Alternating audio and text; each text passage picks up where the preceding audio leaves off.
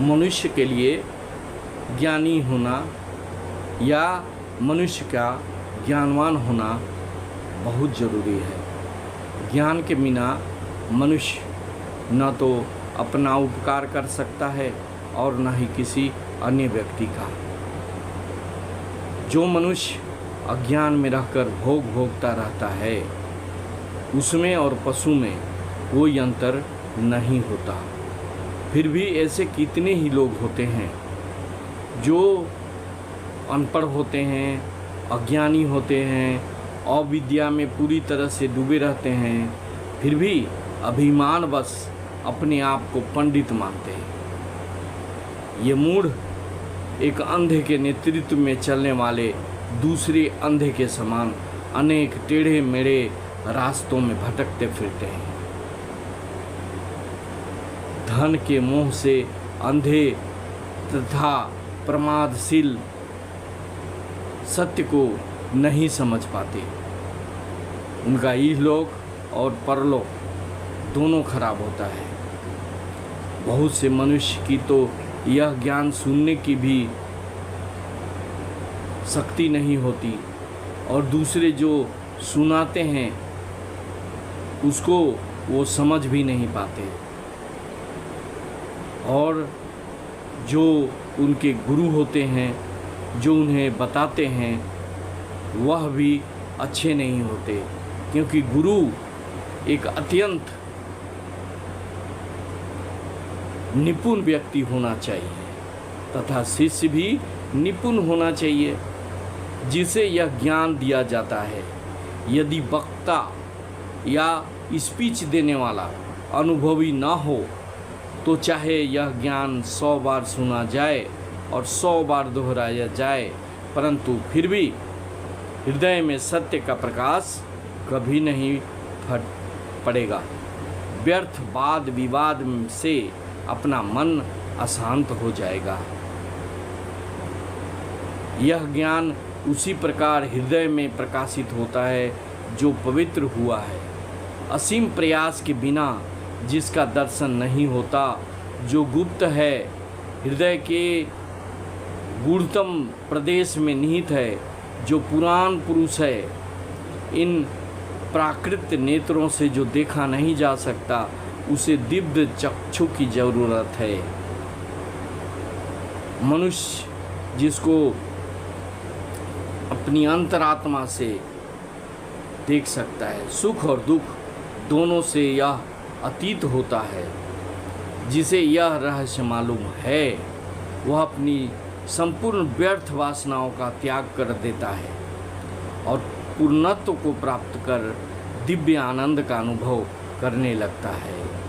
यदि शाश्वत शांति का पथ है, वह सद्गुण से परे है, दुर्गुण से परे है, धर्म से परे है, अधर्म से परे है, वर्तमान से, अतीत से, भविष्य से, सबसे वह परे है। जो यह जानता है उसी ने जाना है, जिसे सब वेद ढूंढते हैं, जिसका दर्शन पाने के लिए लोग अनेक प्रकार की तपस्या करते हैं, वह पद होता है ओम। ओम यह अक्षय है, यही ब्रह्म है, यही अमृत है।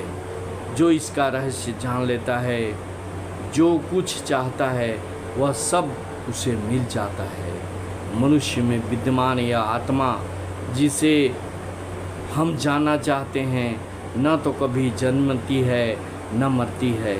यह अनादि है तथा सदा वर्तमान रहती है। यह पुराण पुरुष शरीर नष्ट होने पर भी नष्ट नहीं होता।